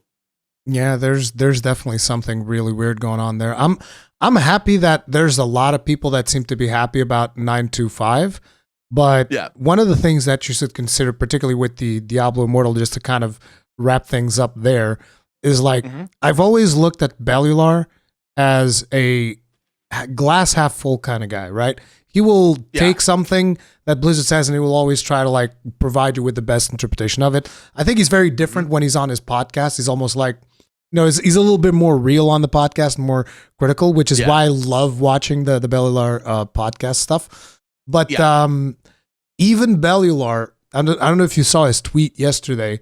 He literally said, "I am disgusted. This should not bear the company name." And he labeled it as evil bullshit. I was like, whoa. When you got a guy like Bellular saying that it's evil bullshit, you know that shit has gone way too far. Like, that is insanity. I would say Bellular is definitely a voice of reason within the community more often than not. He does try to be as reasonable as possible.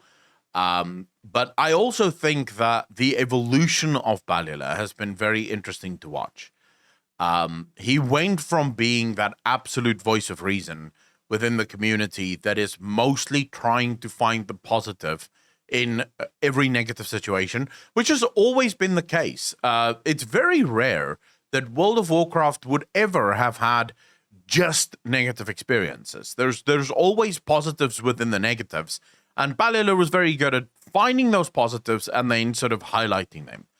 The problem is, as time has gone on, Blizzard have turned more and more things into a negative, right? There's more and more negative things that's piling on, and I think that's also where Bellular is sort of becoming more and more jaded as a result of it. Just, because no one can look at the Diablo Immortal shit and be like, that's fine. Nobody can look at it and go like, let me find the one angle where this doesn't look like a complete fucking shit show. I mean, I'm sure there are. I'm sure there are people there are definitely content creators that will find the positive spin. Yeah. Definitely. But I will say, even Mr. GM, I'm good friends with Mr. GM, love the guy. But Mr. GM is also one of those glass half full kind of guys, right? He tries to find the good in World of Warcraft at all times.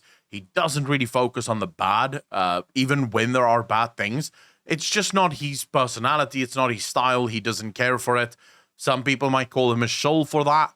I don't necessarily share that opinion, because there are times where he will be critical of the game. He just tends not to focus on the critical stuff too much. Even Mr. GM responded to my tweet yesterday, where I just sort of asked, so does Diablo Immortal suck yet? And even he responded to it saying, the gameplay is really fun, really cool. The monetization is disgusting. Yeah. And that's from a guy that, generally speaking, will try to find the good in World of Warcraft or in Blizzard in general. I don't know, dude. It's going to be very interesting to see if there is actually a content creator out there that is going to have the balls to be like, this is good, actually. This is great, guys. I love it. That's fantastic. I genuinely don't think it can happen. So I wanted to ask you a little bit about 925 for the remainder of our time. Yeah. I don't know too much about new 2.5. One of the things that I thought was fascinating, I watched Taliesin's video on it. And one of the things that was very surprising, and one of the things that gives me a little bit of optimism moving forward, is the fact that they were able to hide a bunch of quest lines. Yes. In the thing, it didn't get data mined. I mean, I think that there were theories that people had about, there's going to be a quest line with the undead Kalia, I think is her name, the undead. Yeah. And there were people theorizing about it, but nobody actually knew until the patch came out. And there was like 3 quest lines or something like that were revealed when the patch came out. And I was like, that is awesome. Like, if you can do that with raids as well and dungeons, that'd be amazing. Like, if we could actually go into the game and like go into a dungeon and there's not that usual asshole in there saying, "Oh, did you guys watch the video for this boss yet? You guys get your weak auras. You guys got to leave." If there's not that one asshole guy in there because that asshole idiot hasn't had time to actually research that shit yet, I think that's going to be amazing for the gameplay experience. I agree with you. Sadly, I don't think it will ever really go away. But I do agree with you on the data mining. Blizzard seems at least to respect data mining a little bit more now with story. I personally would want the PTR to disappear entirely. No, here's the thing. I don't think the PTR needs to disappear. I think what needs to happen is like you use the PTR to experiment with like skill changes. Like say you want to change a skill because, okay, this feels way too powerful. The balance is fucked up. Okay, we changed it. It's on the PTR now. we activate this boss or whatever, go check it out, do the thing. Or we're changing something in a zone because maybe they're preparing for an event or something like that, but they don't actually put the event assets in there. There's like, we need as many players as possible to go in here, but basically never put new story content, new dungeons, new raids, never put those on the PTR and use the PTR. Sure, it's still at the end of the day glorified QA work, but I'll tell you what, I'll take it so long as don't spoil literally anything in the game. It's just like skill changes, load server tests, bullshit like that.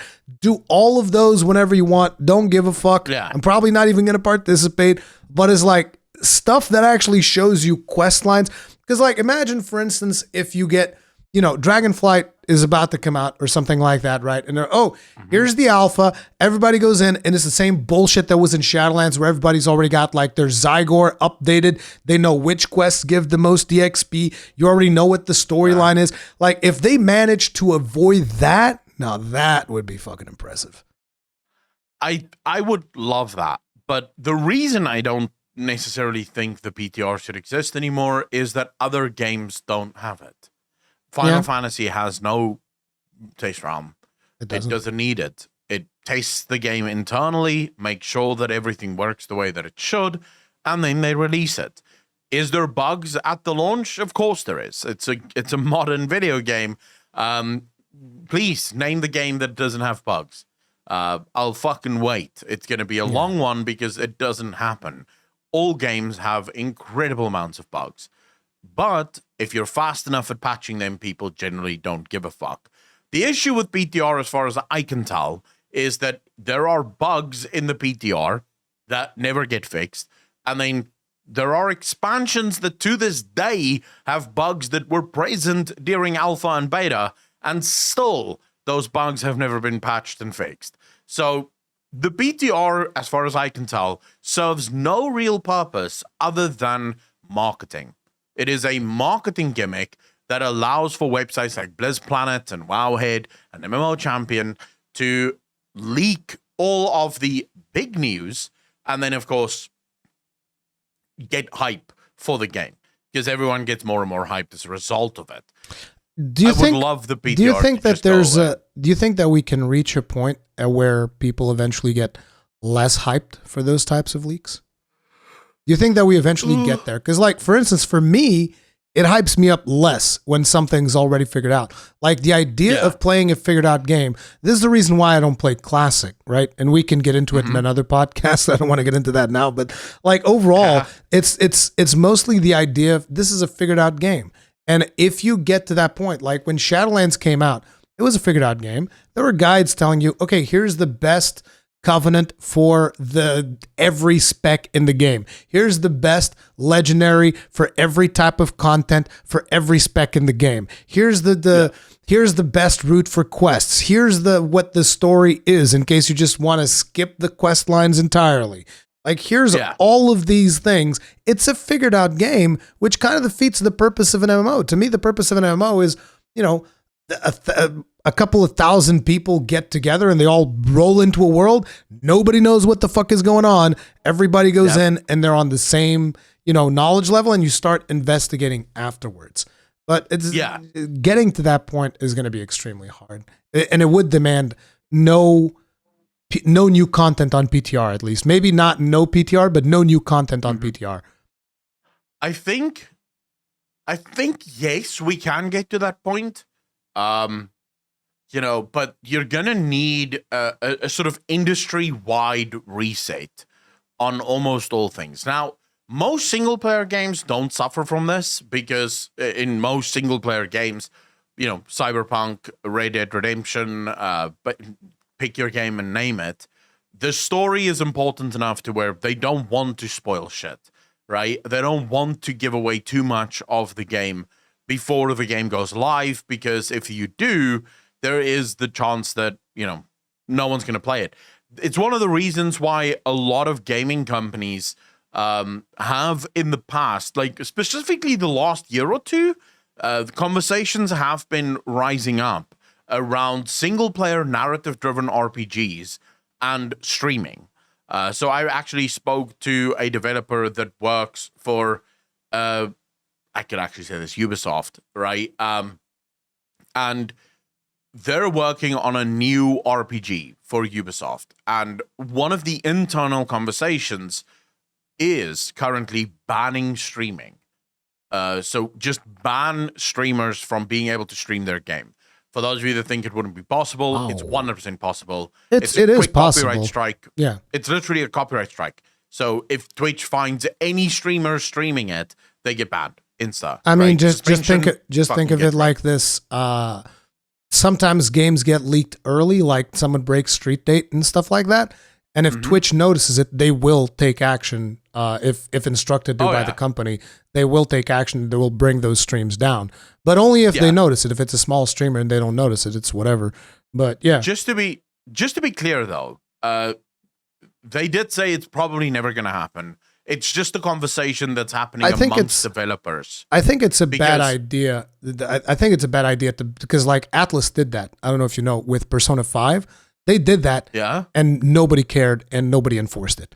Atlas was like, you cannot stream our video game at all, and people still did it. Ultimately, the thing is, streaming does not necessarily replace the experience of playing the game yourself. So I don't think that is a good stance to ban streaming. One of the things that I think would be interesting, and I don't know if they can, they probably can do this, is enforcing non-spoiler thumbnails. Now that I would be 100% down for, because I already do that. So like, for instance, if you go to my channel and you look up my Elden Ring playthrough, because I uploaded a full blind playthrough of Elden Ring, all of my thumbnails are the exact same. It is my character just standing on a place. There's a tree there. That's all that you see. It's my character on a tree, and then there's a number. That's it. Yeah. Whereas if you go to others, they'll show like boss thumbnails. And it's like, at this point, boss thumbnails, it's whatever. But back when the game had just came out, a boss thumbnail, I'd be like, dude, what the fuck, man? I mean, what the hell? Or spoiling specific items that are in the game. So what I would be for is for them enforcing some kind of like thumbnail policy where it's like, okay, this thumbnail breaks our guidelines. This title breaks our guidelines. Fuck this guy. You get fucked. Like that, I am for. Yeah, I think so. Just to, give a little bit of backstory or a little bit of context to people why this guy, and it's not just Ubisoft, by the way. It's not just this developer and his friends talking about it. Like I said, industry-wide discussion. Atlas actually did it with Persona 5. Yeah, the issue that single-player games have specifically is when the game is being streamed, the very reason for playing the game is, at least to some extent, made null and void, because you get the whole story delivered by someone else playing it. So you're basically watching a movie being played at that point. Now, the only reason most gaming companies do not take action, and by the way, this is another reason why my friend said this is not really a serious conversation within the company. So it's not like the suits are having this conversation. It is a conversation just amongst him and his developer friends. The reason is they haven't yet figured out what is the cost to loss ratio of having streamers play video games. Like, they know when a streamer plays a video game, the game does better. People will go out and buy the game. They also know that if someone plays a story game, there is a portion of the community that will not buy the game because they've already seen the game. So they're not sure what when it comes to that stuff, I would be like, most of the times, the people that end up not buying the game, those were people that were not going to buy the game anyway. It's kind of like the whole piracy thing. Like, most of the times, not every time, but like I would say that about 90% of piracy cases, these were not people that were going to buy your video game anyway to begin with. Oh yeah. I by the way, 100% agree with you.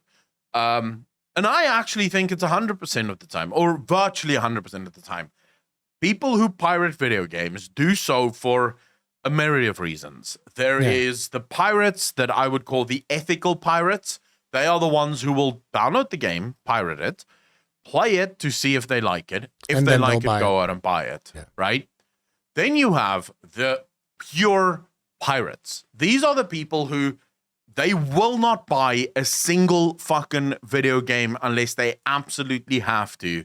They will pirate everything. That's just what they do. This is actually, according to the pirate community themselves, a pretty small portion of the community. Yeah. And then there's the majority of people who just can't afford it. They don't have $60 to pay for a video game. So these people would not have, they would have not bought it anyway. So a large majority would not have bought it anyway. Yeah, you're physically not losing any money on those people. They can't fucking afford to buy the game. And in a way, they can spread word of mouth. So there's that too. Yeah, they can tell their friend, hey, I'm just playing this game. It's fucking awesome. And the friend goes, oh, where did you get it? And he's like, oh, I got it from the Pirate Bay or whatever the fuck, right? And the friend's like, oh, I don't really like Pirate Bay. I'm not comfortable with that. I'll just buy it off Steam. Yeah. You know? So it's still a net benefit. There's actually a game, it's an indie game, where the developer of the game released a pirate copy, yeah. Yeah, they actually released their own game on the pirate website. You guys are going to pirate and crack this shit anyway. We'll just do it ourselves. Here you go. Yeah, we'll just release it for you. Now you can play the game. Because they themselves realized that piracy doesn't actually cost the video game industry much, if anything. I think I saw a post at one point. I don't remember if we talked about this or not, but I saw a post somewhere where there was a dude that was hired. And he didn't say by who. It was all like anonymous because he didn't want it to get called out because NDAs and shit. But they were hired by I think it was a software company. I don't even think it was a gaming company. And he was hired to do a report on the effects of piracy on their software. And the conclusion that the report reached was it was a net gain for them, the fact that piracy was a thing with their software. Yeah. And so they shut down that division. They fired him. And nobody talked about that report again. It's like, well, what the fuck? But it makes sense to me because the thing that most people. So I've sailed the high seas a few times in my early life. I think anyone who's been a PC gamer and is now like 30 or 40, they've probably sailed the high seas at some point. I mean, let's just get real. True. Right, I sailed the high seas. I'm not even like loath to admit it. I do even now, but for very specific reasons. So, if for example, new series come out that doesn't air anywhere in South Africa, it's not like the streaming service isn't available in South Africa. There's no other way for me to watch it. Yeah, it's either never watch it. So, for example, anything that goes on to Disney Plus, so anything that comes out for Star Wars, Disney Plus is only now opening in South Africa, which means prior to this, I would not have been able to get anything from Disney Plus. This was the only way to do it. When it comes to video games, by the way, when it comes to programs and software, I don't think a lot of people who have not sailed the high seas understand the unnecessary bullshit that goes with pirating. So remember that patches are not automatic when it comes to pirated content. You have to physically go look for the patch if something is broken, and then you have to hope that the guy that made your pirated version also has the fix, because not all fixes will work for all versions of a pirated piece of software. You have to block it in the fucking firewall. You have to jump through so many hoops just to get something to work. Whereas, if, for example, I bought GTA 5 last night because it's on special, it's literally buy it and it installs, it's done, thank you, you can play. There's literally no other hoops that needs to be jumped through as a result of this. It's just play the game or use the piece of software. It's as simple as that. I think the best example I can give people right now is Word. So I used to sail the high seas with Word. The issue is every single time there's a new update that adds features in Word that I would really want, I now have to go either re-download a brand new Word with all of these new features, or I have to find a patch for it. So I just went, you know what, it's fucking easier. Pay Microsoft, just get Word and Excel and all the rest of it. That way I get the patches. It's cheap as fuck anyways because of regional pricing. So yeah, it's not an issue for me. I just and it use makes life Google easier. Drive nowadays. Screw that. Screw Office. Just use Google Drive. I mean, Boom, done. I use Google Drive as well, but when I'm writing scripts specifically, Word is just a lot easier, especially with scripting. And I've gotten really into the script writing thing. I'm really enjoying the element of script writing, even though it's sometimes fucking hard to begin. Yes. I hate script writing. I'm terrible at it. And it's just, it's a pain in the ass to do script writing. Do you script most of your videos, or No. do you actually I'll put shoot from the hip? Yeah, I shoot from the hip and I'll put up a couple of notes or something. In most cases, every now and then I'll put up like a piece that I'll be like, okay, this one needs to be scripted, but it's very rare. Like if I feel confident enough to shoot from the hip, I'll go for that sooner than I go for script, because I am bad at writing. So like, to give you an idea, some of the reviews that I've done that were scripted, it would take me like 2 to 3 days to write the script. That is just like way too long. I prefer both. The script writing thing I just like because it's such a different element to things. Yeah. But I'm also evolving to the point now where I'm starting to think about scripts instead of writing full-blown scripts for everything. Notes. Rather do notes and then maybe intro or here and there an insert that is scripted. An intro is very useful. Intro is definitely very useful. But we got a little bit lost there with the whole 9.2 thing. True. So I said 9.2 is great that there's a lot of surprises and stuff, but what else do we have in 9.2? I mean, I'm assuming there's new quests, new content, but this isn't the season 4 from what I understand. There's not like new dungeons, new raids. Not new, but like the dungeons and raids rotation that was going to be changing. Season 4 is either starting now or starting soon for 925. 925 does absolutely introduce a new questline. The new questline is really amazing. It also introduces a shit ton of sort of cosmetic choices. So if you do the Lordaeron questline, you actually unlock access to Dark Ranger customizations, for hunters. So people are really excited about that. Being able to look like a Dark Ranger. I'm curious about something, and I don't know if you know. If you get the Dark Iron Dwarf weapons, you can only use them as a Dark Iron Dwarf, right? Because it's kind of like the Heritage armor. That sucks. I want to use those weapons on my regular dwarf. I'm not entirely sure. No, actually, you might be able to. You can't do the Heritage armor, so I would imagine that you can't do the weapons either, because they kind of match the Heritage armor. At least you couldn't when I was still playing it. I mean, I'm not a huge expert on cosmetics or transmogs. Because you don't care. No, I rarely, if ever, transmog my character. My character looks like whatever the quest gear looks like. Circus clown. Yeah, pretty much. My character looks like a knob end for most of expansions, mainly because I couldn't give 2 fucks about what my character looks like. But yeah, I would say season 4, I think, is what most people are super excited for. Yeah. It is the new dungeons coming in, the new raids, the fated raids, as it's coined. I think it's an incredibly cool system, the fated raids. What I'm sort of very interested in is, do you think this is a system that Blizzard will carry forward? I think it's hard to know, because one of the things that we can count on Blizzard to do is like, okay, was this feature popular? Good, it moves forward. Was this feature not popular? Too bad, we're not doing it. And right now, I don't know, with the numbers of people that are currently playing the game, I don't know if Blizzard's going to have the data that allows them to reach the conclusion like, oh, people are actually engaging in this. And then there's also a bad sentiment in regards to some of the raids, like with... which one was it? The current one is the Sepulchre, the first ones, right?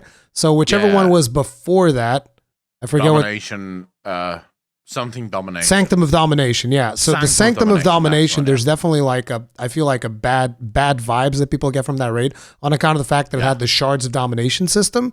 So I don't know how the community feels about that stuff and if they want to engage in those raids and what those numbers are going to be looking like.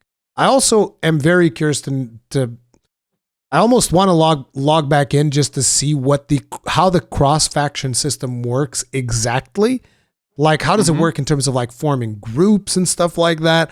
Because if that is actually having an interesting effect in terms of more people playing Alliance, because obviously most people play Horde right now, and I'm curious if now that cross faction has been implemented, if there were people that were playing Horde when in fact they wanted to play Alliance, and if they're swapping back to Alliance to their mains and kind of like playing with the people that they were playing with in Horde. That would be interesting stuff to know. So I think that's going to take some time. Yeah. It is definitely going to be a slow transition for people to come back to the Alliance side. From what I've heard from a lot of my viewers who are on the Alliance side, queues have dramatically sped up as a result of being able to play with the opposite faction, just by virtue of being able to pick up people from other factions. So wait, the automatic group finder will do it? No, from what I understand, for Mythic Plus, because they have a bunch of friends on the other side, they can invite them and then go. So they don't have to wait anymore. Down from 30 minutes, 35 minutes in the queue to now going into their friends list and just picking up a bunch of people and going, right? I'm not sure if the queue finder does it. It may do it. I mean, I know that you can like for Mythic Plus, there's an option that has been called. Okay, so then there's the racist option, right? So it's like by default when you're making a group for a specific activity, it can't be like a custom group with no activity. So when you put in an activity name, there's an option there that says faction only, and it's checked off by default. So if you list it, like people from both factions can apply to it. Yeah. I'm pretty sure if that already exists, then there's probably going to be a queue finder option very quickly. If it doesn't already exist in the auto queue. People can probably let us know in the comment section. But the point was that my Alliance viewers are having a lot more fun now because they can actually do dungeons They can actually play the game. Isn't that amazing? Yeah. In fact, one of my viewers told me that they have finally been able to do some Mythic Plus for the first time in almost a month and a half. Damn. Because all they have is about 2 hours a night to play.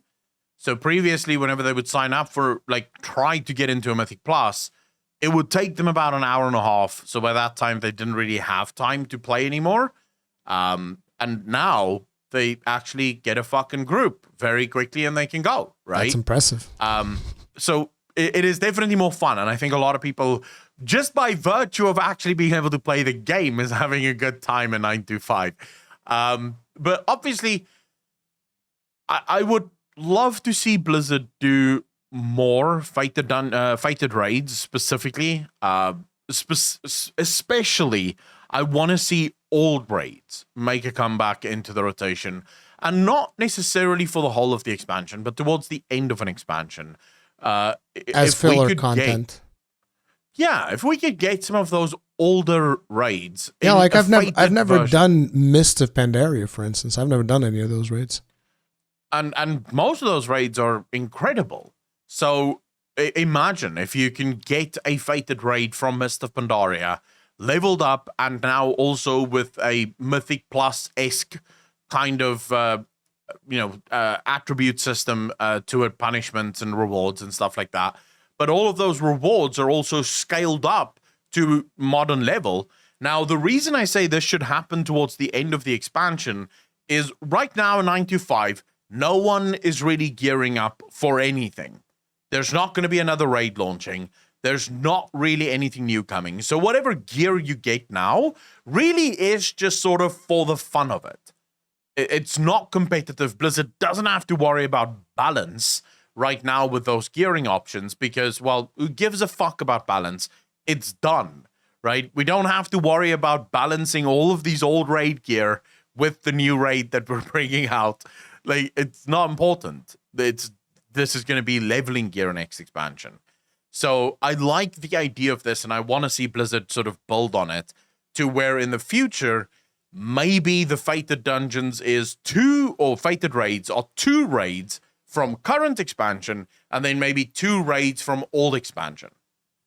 Right? Near the end of an expansion, yeah. Yeah. So right after 10.3, if Blizzard sticks with the old numbering system, so 10.3, 10.3.5, this is where, in 10.3.5, this is where it launches, right? And now you have these fated dungeons.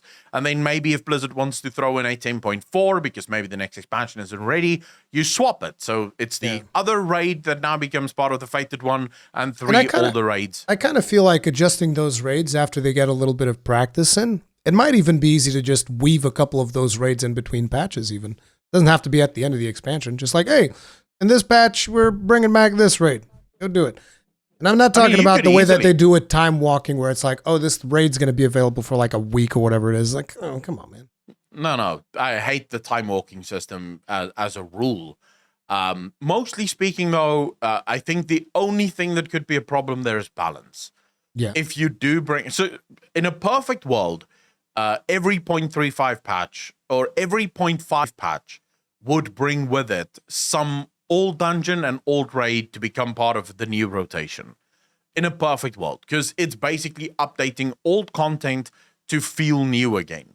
So why wouldn't you?